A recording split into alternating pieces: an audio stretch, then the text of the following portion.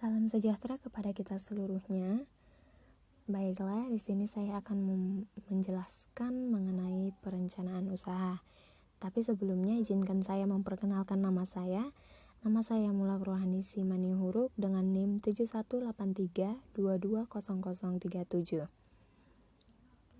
Oke, yang pertama kita akan membahas tentang pentingnya perencanaan.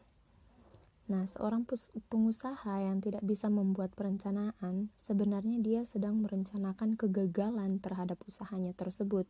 Mengapa demikian? Karena rencana itu biasanya adalah gambaran-gambaran yang akan dilakukan untuk usaha dia tersebut. Jadi, kalau tidak ada perencanaan, berarti usaha tersebut masih diambang-ambang. Usaha tersebut belum tentu sukses. Nah, jadi itulah pentingnya perencanaan. Sedangkan yang kedua itu suatu rencana yang dibuat, tertulis dan resmi guna menjalankan perusahaan atau bisnis plan. Merupakan perangkat tepat untuk memegang kendali perusahaan dan menjaga agar fokus usaha perusahaan tidak menyimpang. Nah, seperti yang tadi saya katakannya, kalau sebuah usaha itu tidak memiliki rencana, maka dia peraturan itu akan amburadul yang tidak sesuai dengan jalurnya dia. Makanya dikatakan di sini perusahaan itu akan menyimpang jika tidak ada yang namanya perencanaan dalam sebuah usaha. Oke. Selanjutnya kita akan melihat pengertian business plan atau perencanaan usaha atau perencanaan bisnis. Nah, menurut Bigrave, di mana dia mengemukakan pada tahun 1994, a better definition, a business plan is a selling document that conveys the access statement and promise of your business to any potential backers or stakeholders.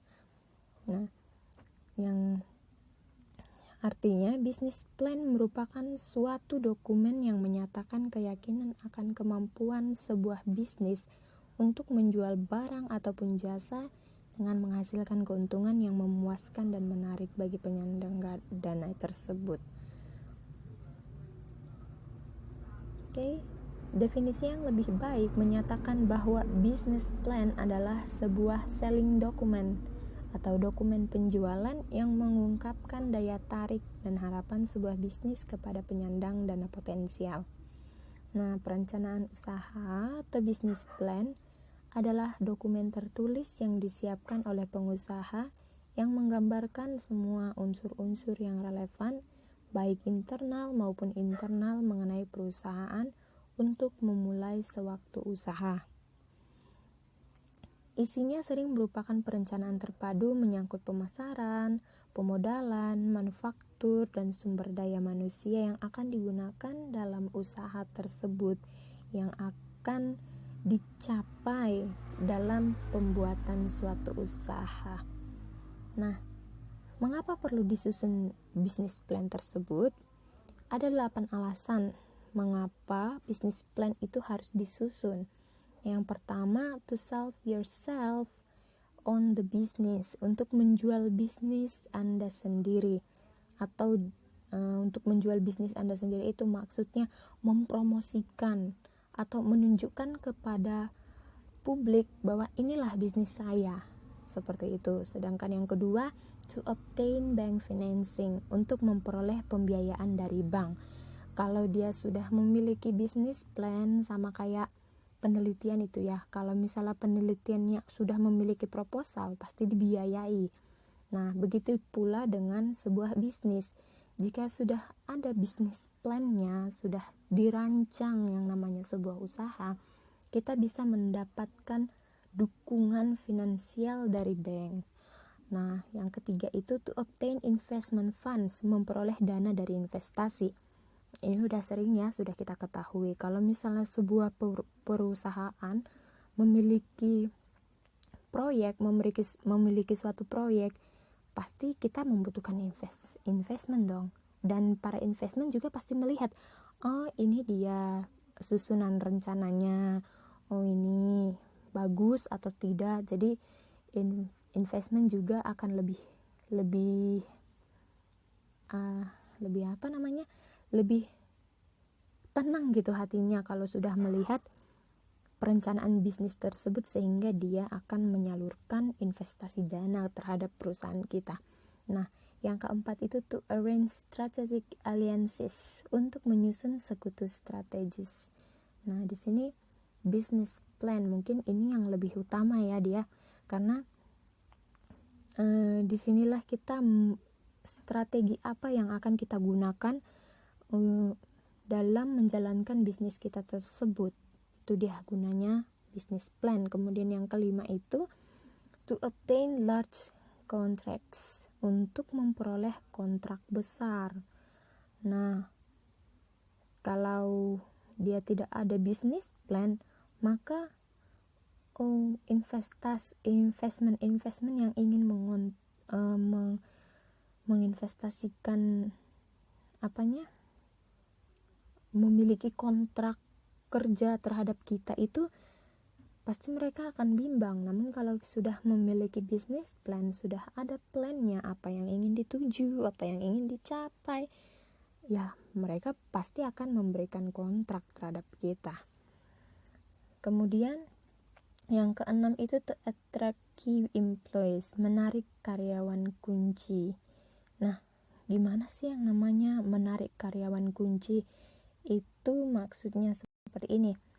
Dia karyawan tersebut sudah memiliki jalur masing-masing, sudah dikunci gitu karyawannya. Jadi karyawannya tidak bisa melenceng ke sini, ke sana, ke situ, tidak bisa lagi dia. Sudah ada jalurnya, sudah bisa diarahkan dengan baik karyawan-karyawannya jika memiliki business plan. Nah, yang ketujuh itu to complete mergers and acquisition, untuk menyempurnakan merger dan akuisisi. Kemudian yang kedelapan to motivate and focus your management team, untuk memotivasi dan memfokuskan tim manajemen Anda. Seperti yang sama ya, hampir sama dia seperti yang 6. Yang keenam itu untuk mengunci karyawannya agar tidak melenceng pekerjaannya ke sana ke sini. Itu sama dengan tim manajemennya itu, biar tim manajemennya itu fokus dan dengan apa yang sudah kita rencanakan. Oke, selanjutnya tujuan menyusun business plan. Apa sih tujuannya? Kenapa sih kita harus menyusun business plan ini? Nah, tujuannya itu yang pertama untuk menyatakan bahwa Anda sebagai pemilik dan pemegang inisiatif dalam membuka usaha baru. Oke. Yang kedua itu mengatur dan membentuk kerjasama dengan perusahaan-perusahaan lain yang sudah ada dan saling menguntungkan. Yang ketiga, dapat mengundang orang-orang tertentu yang potensial atau mempunyai keahlian untuk bergabung bekerja sama dengan Anda. Yang keempat, berguna untuk melakukan merger dan akuisisi, sama seperti yang tadi. Yang kelima, bertujuan untuk menjamin adanya fokus tujuan dari berbagai personil yang ada dalam perusahaan. Itu personil dalam perusahaan, baik itu dari manajernya sampai OB-nya sekalipun. Kalau dia sudah memiliki perencanaan bisnis, jalannya pekerjaan itu akan sangat teratur. Oke. Bagi sebuah perencanaan usaha yang akan mengoperasikan sebuah pabrik tentu akan mencantumkan secara jelas dan rinci informasi menyangkut apa. Nah, menyangkut ini kalau dia bentuknya pabrik ya, dia harus mencantumkan dengan jelas rinci informasi lokasi pabriknya, proses produksinya bagaimana, masalah bahan bakunya itu apa, masalah mesin dan perlengkapan, masalah karyawan dan terlatih, masalah tempat, tanah, ruangan yang tersediakan sekarang ini dan buat perluasan di masa yang akan datang. Hal-hal lain yang diperlukan untuk menunjang agar pabrik berjalan lancar. Nah, itu semua harus dicantumkan ketika melakukan perencanaan usaha. Oke, selanjutnya kerangka usaha. Rencana usaha yang akan disusun membuat pokok-pokok pikiran perencanaan yang mencakup antara lain. Yang pertama itu harus ada nama perusahaannya. Ini kerangka penyusunannya ya.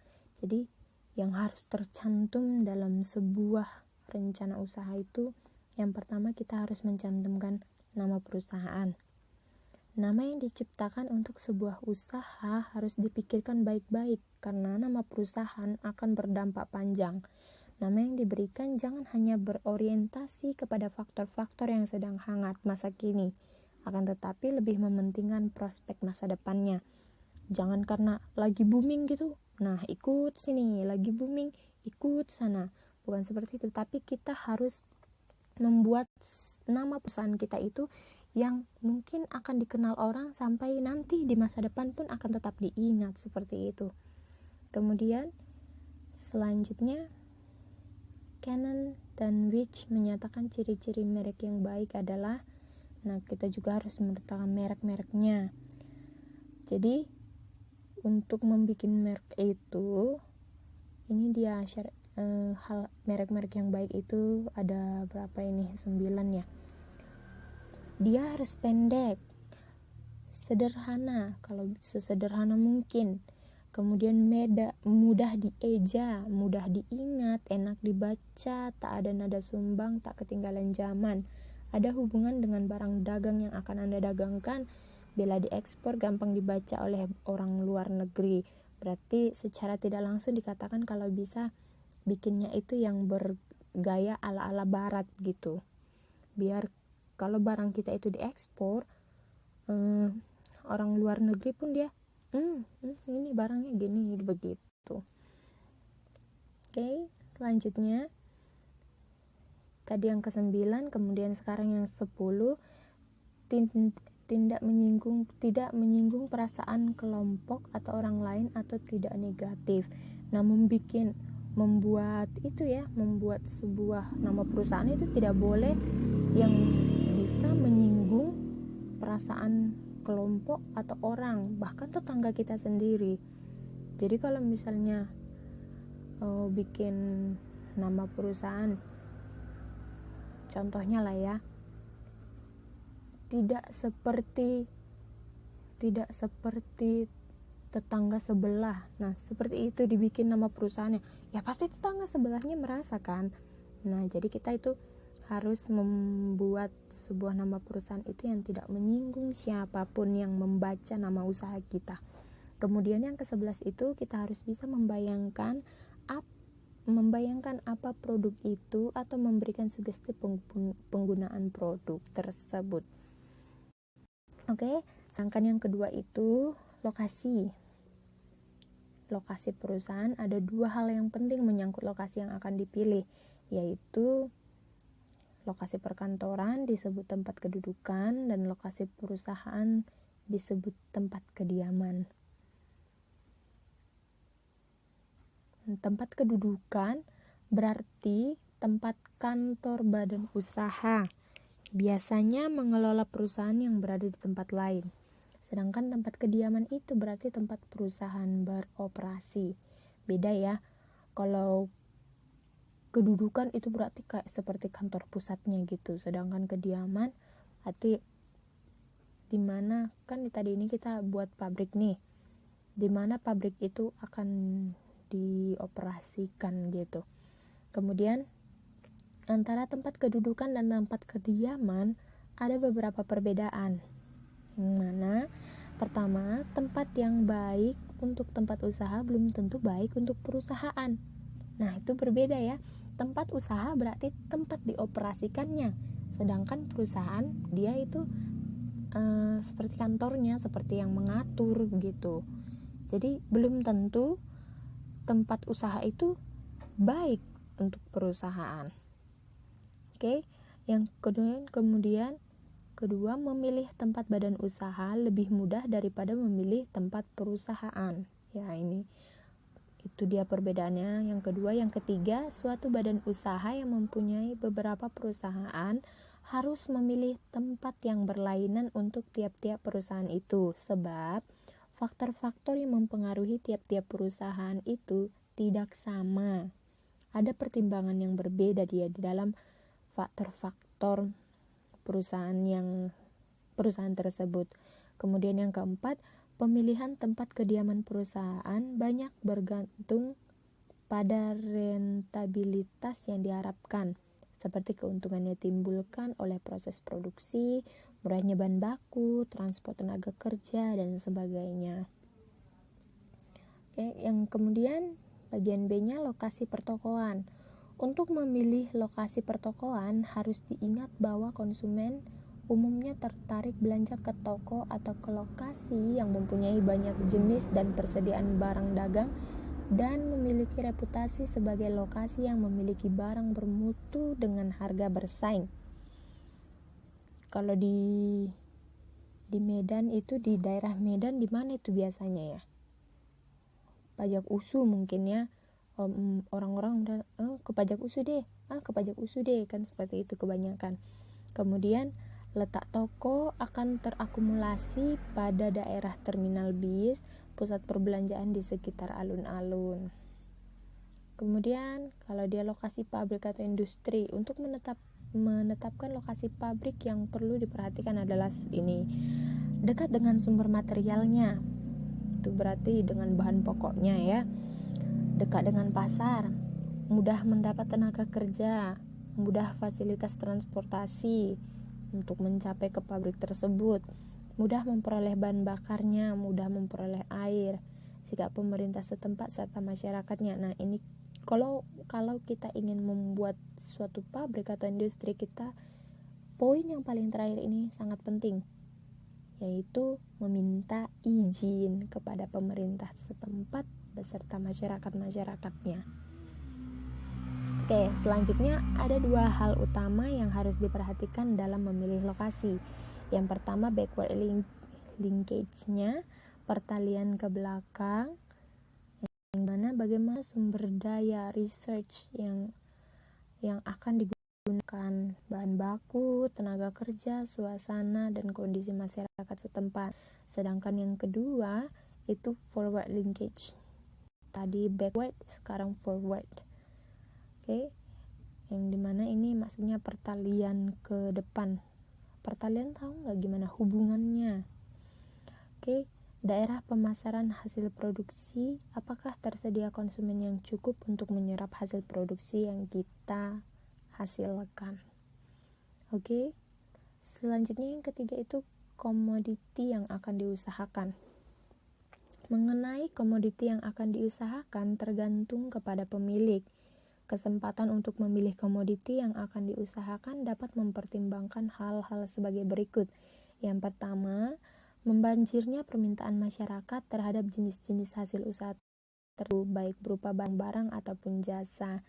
Oke, kalau permintaan masyarakat itu banyak, sangat-sangat banyak terhadap suatu jenis hasil usaha, nah kemungkinan kita boleh untuk mengusahakan hal tersebut. Kemudian teridentifikasinya kebutuhan tersembunyi masyarakat akan barang-barang atau jasa. Nah, kalau kita misalnya dalam suatu daerah tidak ada gitu, sebenarnya barang A ini sangat dibutuhkan di daerah tersebut, tapi tidak ada yang mengelolanya. Nah, itu juga adalah sebuah peluang untuk kita membuat usaha. Itu komoditi yang bisa diusahakan. Kemudian yang ketiga, kurangnya saingan dalam bidang usaha yang ingin kita kerjakan. Ini sudah pasti semua saya yakin mengerti. Kemudian yang keempat, adanya kemampuan yang meyakinkan untuk bersaing usaha dengan orang lain dalam mengembangkan suatu bidang usaha yang sama. Nah, kemampuan yang meyakinkan untuk bersaing berarti dia memiliki kelebihan. Dia percaya bahwa seperti ini, saya mampu menyaingi dia. Dengan apa? Berarti kita harus lebih mengupgrade usaha kita. Baik mungkin dalam pelayanan, baik mungkin dalam kualitas. Nah, seperti itu. Kemudian yang keempat, konsumen yang dituju. Perlu dianalisa calon-calon konsumen yang diharapkan. Apakah konsumen bertempat tinggal di lingkungan usaha, ataukah perusahaan akan menjangkau konsumen yang lebih jauh. Dan ini kepada siapa? Ini kan penting itu, kepada siapa barang atau jasa kita sebarkan. Itu ya. Kemudian prospek konsumen didasarkan saat bentuk usaha dan jenis usaha. Jika jenis usaha yang dijalankan berbentuk industri tertentu, jangkauan konsumen yang akan dituju lebih jauh dibandingkan dengan usaha untuk pertokoan. Oke. Usaha bentuk pertokoan sangat mengandalkan konsumen dari lingkungan toko tersebut, namun perlu menganalisa total permintaan yang diharapkan. Total permintaan yang dimaksud bukanlah suatu jumlah permintaan yang bersifat permanen, tapi perlu mempertimbangkan kondisi-kondisi tertentu. Misalnya usaha transportasi dalam menghitung total permintaan harus mempertimbangkan masa libur untuk meramalkan jumlah permintaannya. Misalnya kalau dia usaha dagang, kita juga usaha dagang di daerah pariwisata, kita juga harus melihat kalau dia harinya biasanya hari vacation, hari-hari libur, kita harus menyetok barang itu lebih banyak. Kenapa? Kemungkinan jika semakin banyak orang yang berpariwisata, semakin banyak yang jalan-jalan ke daerah pariwisata tersebut, pasti akan lebih meningkat lagi permintaannya dibandingkan kalau dia bukan hari libur, bukan hari vacation. Oke, yang kelima, pasar yang akan dimasuki. Ya, sebuah perusahaan yang akan memasuki pasar akan menempatkan perusahaannya sebagai pemimpin pasar, sebagai market leadernya, yang dimana dia memiliki pangsa pasar dalam produk sejenis. Perusahaan ini dapat mengendalikan harga, membuat produk baru, dan menggunakan promosi secara gencar. Namun harus senantiasa berjaga-jaga untuk mempertahankan pangsa pasarnya. Atau yang kedua, penantang pasar. Dia sebagai market challenger. Penantang pasar adalah perusahaan-perusahaan yang berada di bawah pemimpin pasar dan selalu berusaha untuk mengejar bahkan melampaui pemimpin pasarnya. Ada juga itu yang ketiga, sebagai pengikut pasar, market follower. Sangat mengetahui cara-cara untuk mempertahankan langganan yang sudah ada dan selalu mencari pelanggan baru. Ini dia market follower. Sedangkan pelelung pasar, market niche, berasal dari pengikut pasar yang berusaha untuk menjadi pemimpin di pasar kecil atau memasuki relung pasar. Umumnya, perusahaan kecil menghindari persaingan melawan perusahaan besar dan mereka melarikan diri untuk memasuki relung pasar. Oke, selanjutnya kita akan membicarakan tentang partner yang akan diajak kerjasama. Partnership adalah suatu asosiasi untuk persekutuan dua orang atau lebih untuk menjalankan suatu usaha mencari keuntungan. Bentuk ini dapat mengatasi beberapa kelemahan yang terdapat pada bentuk usaha perorangan. Ada dua macam partnership. Yang pertama itu general partnership, di mana semua anggota ikut secara aktif mengoperasikan bisnis, sama-sama bertanggung jawab, termasuk tanggung jawab yang tidak terbatas terhadap utang-utang bisnis. Sedangkan yang kedua itu limited partnership, memiliki anggota sekurang-kurangnya satu orang bertanggung jawab tidak terbatas dan anggota lainnya bertanggung jawab terbatas. Oke. Selanjutnya kita akan membicarakan tentang personil yang dipercaya untuk menjalankan tugas. Ini penting karena memilih personil yang dipercaya memang agak sulit ya, sebab untuk menyangkut masalah karakter, kejujuran, dan kemampuan seseorang. Jadi untuk memilih personil yang dipercaya itu harus dengan sangat hati-hati. Kita harus melihat dulu bagaimana karakternya, apakah dia jujur, apakah dia mampu untuk menjalankan usaha tersebut. Kemudian yang kedelapan, jumlah modal yang diharapkan dan yang tersedia. Pada umumnya, modal yang tersedia untuk membuka usaha sangat minim atau malah nihil. Modal utama adalah semangat dan kejujuran. Kita tidak boleh menyerah. Itu modal yang pertama, itu kita yakin ya.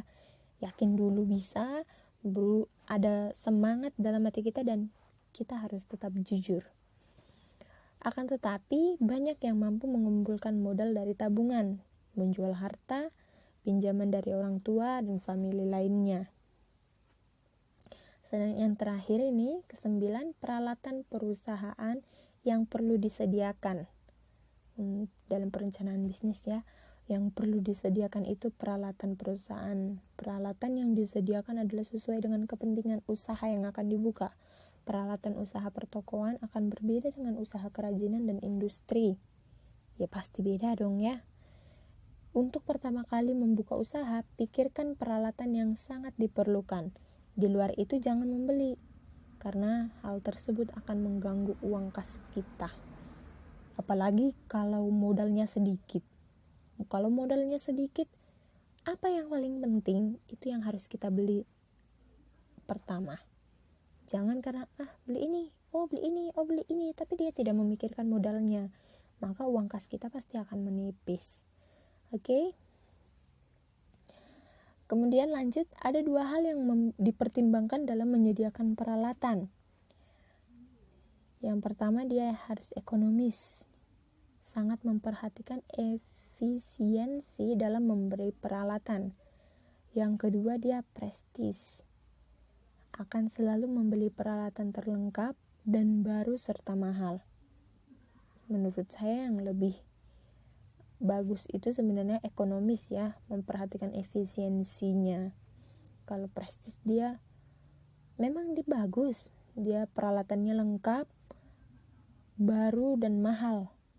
Karena kalau dia baru, mahal lagi, pasti kualitasnya bagus. Tapi untuk pemula menurut saya yang ekonomis itu mungkin lebih bagus. Tapi kalau usahanya sudah terupgrade, sudah makin meningkat, kita bisa memperbarui peralatan kita.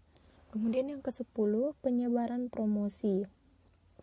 Sebagai usaha baru, belum tentu dikenal oleh masyarakat. Oleh sebab itu harus direncanakan apakah usaha ini perlu diperkenalkan, dipromosikan atau tidak. Jika akan dipromosikan, harus direncanakan bentuk promosinya, tempatnya, medianya, media mempromosikannya, keunggulan apa yang akan ditunjukkan, apakah akan menonjolkan harga yang murah.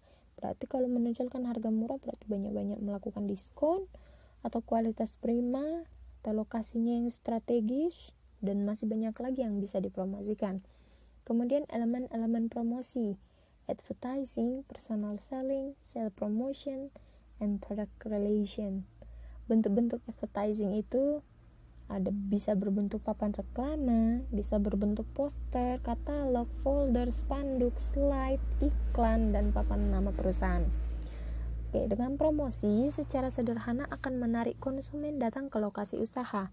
Jika mereka puas, terpenuhi needs dan wants-nya, kebutuhan dan keinginannya, maka lain kali mereka pasti akan datang kembali ke usaha kita tersebut.